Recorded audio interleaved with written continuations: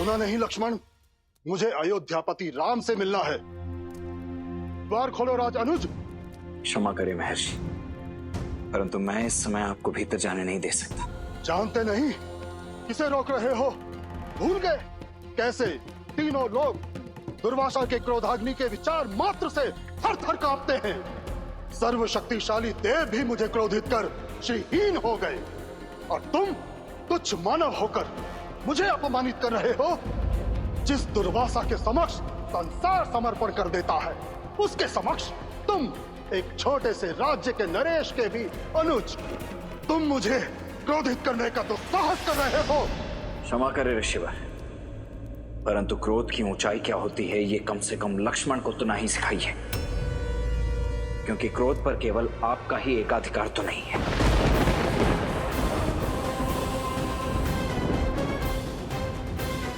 इस क्षण आप कौशल राज की राजधानी अयोध्या की पावन भूमि पर खड़े, वो भूमि जो अनगिनत संतों और महर्षियों के लिए अपने प्राणों को दांव पर लगाने से भी कभी नहीं चुकी, जिसे आप तुच्छ कहकर तिरस्कृत कर रहे हैं, वो अयोध्या धरती का गौरव है। बहुत अभिमान है तुम्हें अपनी अयोध्या पर, उचित है तो सुनो महान अयोध्या के महान राज अनुज। यदि आज राम की तरफ बढ़ता हुआ मेरा एक पग भी रोका गया, तो मैं अपने तेज से इस संपूर्ण नगर को जलाकर भस्म कर दूंगा।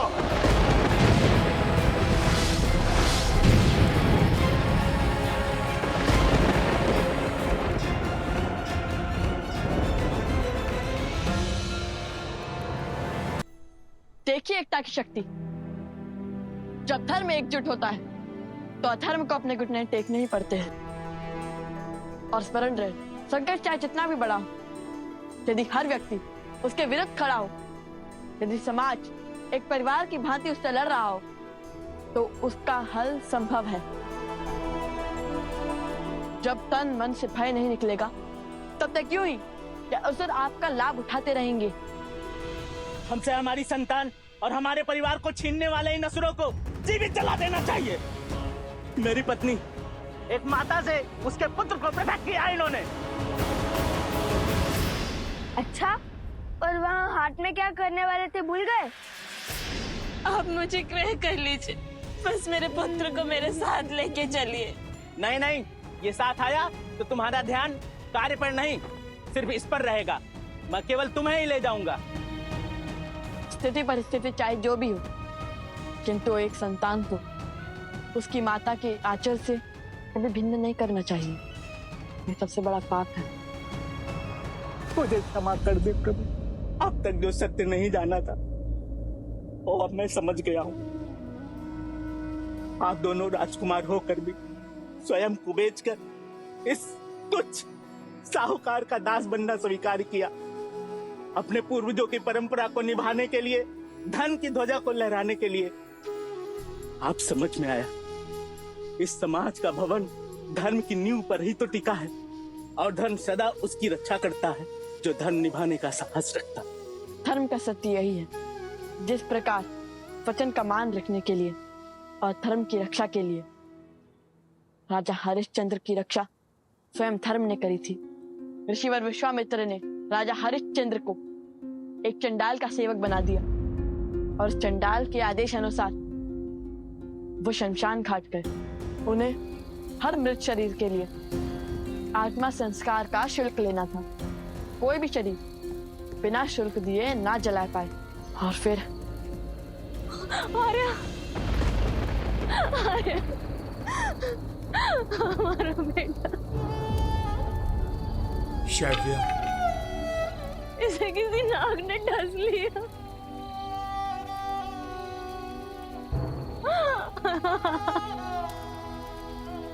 पुत्र,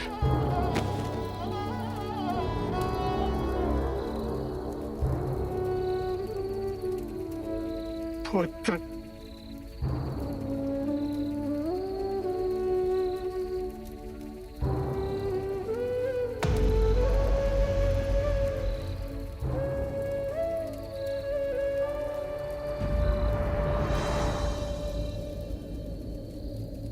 आपको इसके दाह संस्कार का शुल्क देना होगा देवी। क्या? ये राजा हरिश्चंद्र का पुत्र है और यहाँ खड़ा व्यक्ति इसका पिता नहीं, एक सेवक है जो कर लिए बिना दाह संस्कार नहीं करने देगा। आपको इसका शुल्क चुकाना होगा देवी।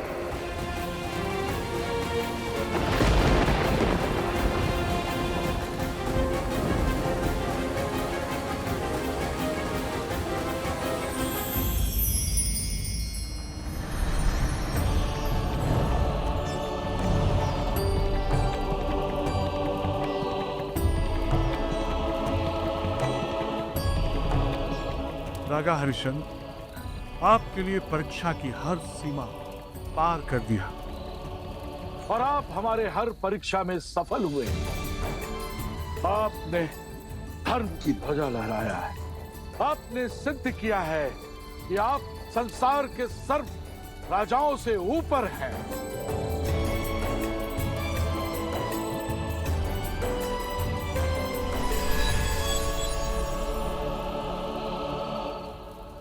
आता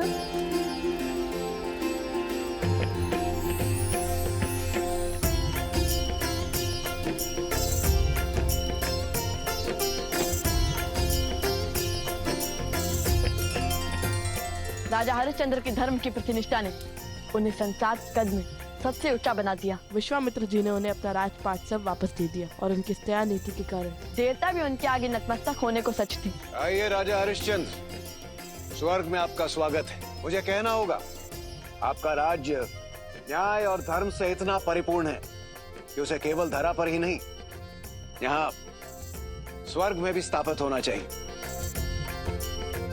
आइए, आपके आने से मेरे स्वर्ग की शोभा और भी बढ़ गई। नहीं इंद्रदेव, मेरे साथ मेरी प्रजा ने भी अनेकों कष्ट सहे हैं। उन्हें छोड़कर मैं स्वर्ग नहीं आ सकता। उचित है। ऐसी स्थिति में यदि आप चाहें तो आपके साथ आपकी प्रजा एक दिवस के लिए यहाँ स्वर्गलोक आ सकती है। और ये कथा संसार को सिखाती है कि वचन देने से पहले विचार कर लेना चाहिए, और यदि वचन दे दिया तो हर स्थिति परिस्थिति में अपना वचन निभाना चाहिए। हम दोनों भाई राजा हरिश्चंद्र के पदचिन्हों पर चलते चलते यहाँ तक पहुँच चुके हैं कि हम हर शुभ कार्य में अपनी सहायता दे सकते हैं। हे राजकुमारों, यदि आप दोनों नहीं होते, हम अपने पूर्वजों की धरा को त्याग कर लज्जा से अपना सर झुकाकर अब तक पलायन कर चुके होते।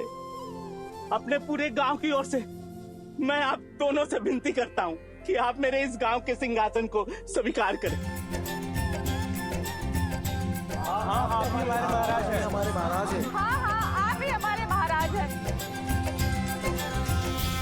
यदि भस्म करना चाहते हैं तो मुझे कर दीजिए, परंतु मेरी मातृभूमि के लिए ऐसी अनर्थपूर्ण बातें मत कीजिए। आपके क्रोध का कारण अयोध्या नहीं है, फिर क्रोध की दृष्टि अयोध्या पर क्यों? तनिक क्रोध त्याग कर विवेक की दृष्टि से देखिए। मैं अपने ही अतिथि का अनादर करने का औचित्य क्यों रखूंगा? मैं तो केवल अपने राजधर्म का पालन कर रहा हूं, अपने प्राणों से अधिक अपने महाराज की आज्ञा की रक्षा कर रहा हूं। किंतु यदि दंड देने की इच्छा इतनी प्रबल हो ही गई है तो भस्म कर दीजिए मुझे, किंतु यह निश्चित है कि मेरे भैया की आज्ञा के विरुद्ध इस कक्ष में पग धरना तो दूर, मेरी राख को लांग तक नहीं पाएंगे आप। समझ गया, तुम्हारी इच्छा अयोध्या का अंत है, तो वही सही, अपनी अयोध्या को चलते हुए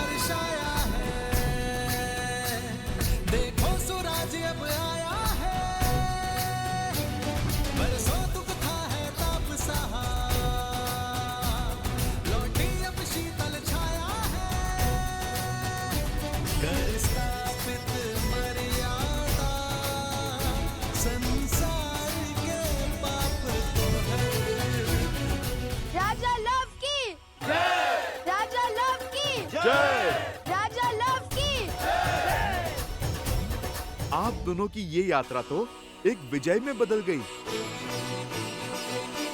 आप दोनों ने मनुष्यों का संहार कर असंभव को संभव कर दिया।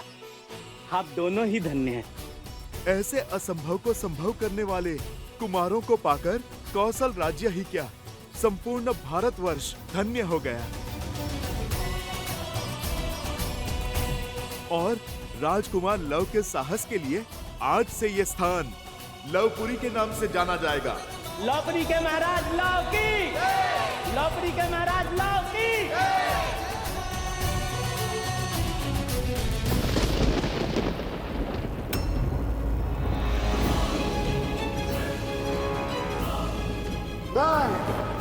अत्रि पुत्र दुर्वासा आज अपने सारे तप और त्याग को साक्षी मानकर ये रुक जाइए, शांत हो जाइए। मुझ पर आए क्रोध का दंड अयोध्या को क्यों? शांत हो जाइए ऋषिवर, तनिक धैर्य रखिए।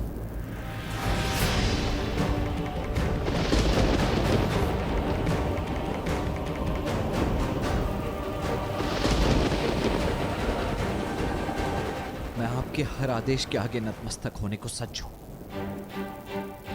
कृपा करके शांत हो जाइए। अयोध्या को अपने क्रोध की अग्नि में मत भस्म कीजिए।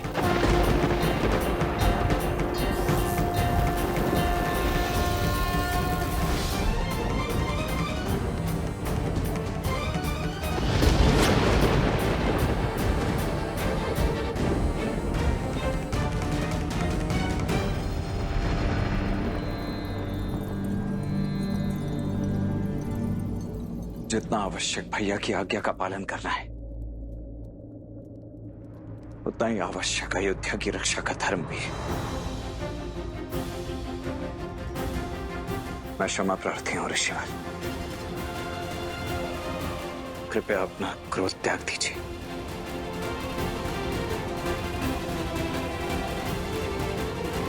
आप यहीं रुकिए, मैं भैया को बुला लाता हूं। दुविधा माही लखन घिर आए, आज्ञा राजा की माने या राज बचाए।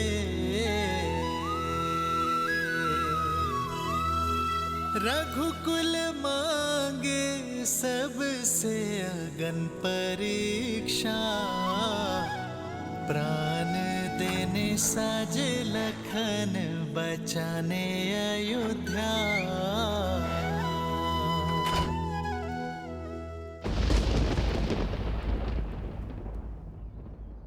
हम आपको वचन देते हैं, आज से हम देह व्यापार का भाग नहीं बनेंगे।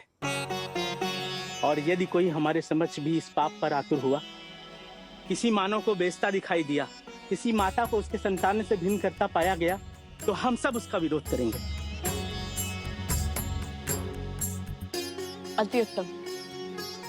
आप सबने हमें इतना प्रेम दिया, स्वीकृति दी, इतना सम्मान और सत्कार दिया, उसके लिए आप सबका कोटि कोटि धन्यवाद। इस स्थान को छोड़ने का मन तो नहीं कर रहा है, किंतु अपनी यात्रा को संपूर्ण करने के लिए हमें आगे बढ़ना होगा। और जब तक मैं ना लौटूं, तब तक मेरे राज्य का कारोबार आप और आपकी पत्नी संभालेंगे। अब से लवपुरी का दायित्व कुछ समय के लिए मैं आपको देता हूँ। महाराज लव की, महाराज लव की, महाराज लव की।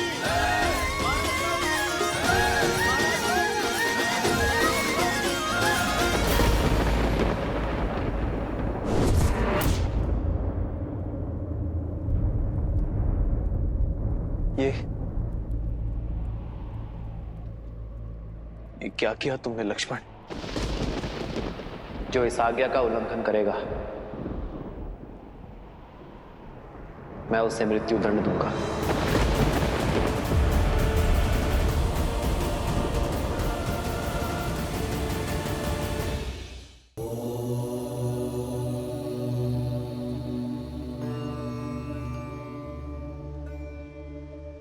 महादेव, पहले अपनी प्राण से प्रिय पत्नी की अग्नि परीक्षा का आदेश दिया और अब अपने ही अनुज को मृत्युदंड कैसे दे पाएंगे वो? देवी, मेरे श्री राम का आयन संसार को यही सीख तो देता है कि कैसे प्रतिकूल परिस्थितियों में भी स्वयं को संभाला जाए, कैसे विषम से विषम आपदा में भी मर्यादा के पद से अडिग ना हो हम। अब देखना तो यह है देवी कि उलझनों के इस भंवर को कैसे सुलझाएंगे मेरे श्री राम।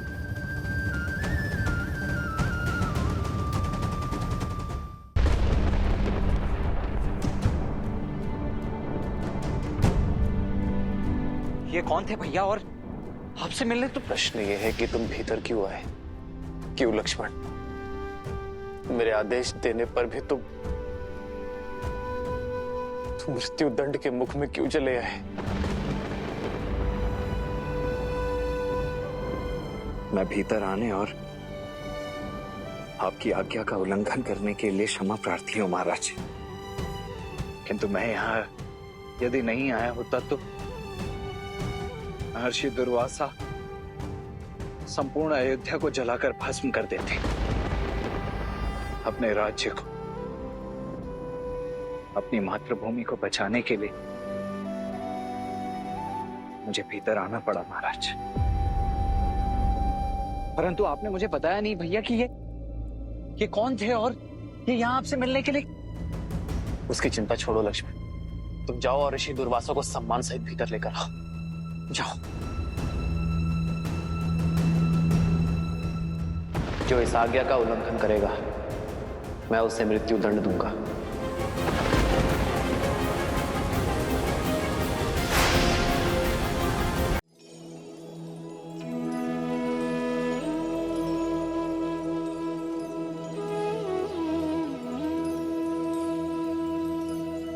पधारिए ऋषिवर।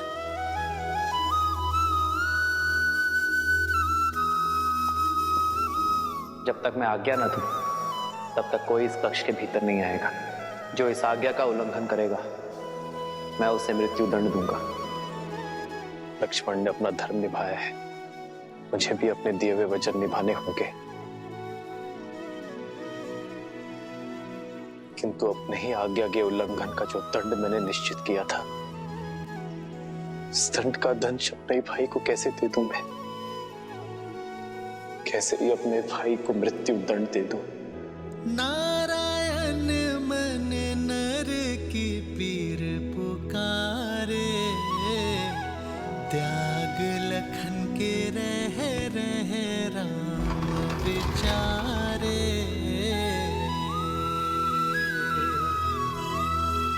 बन के कवच जो जन्म का साथ निभाए, मृत्यु दंड उसे कैसे राम सुनाए।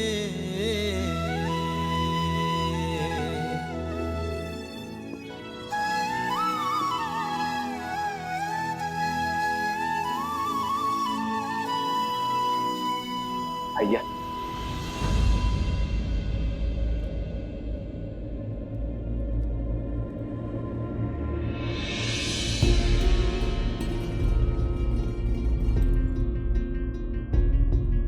प्रणाम महर्षि।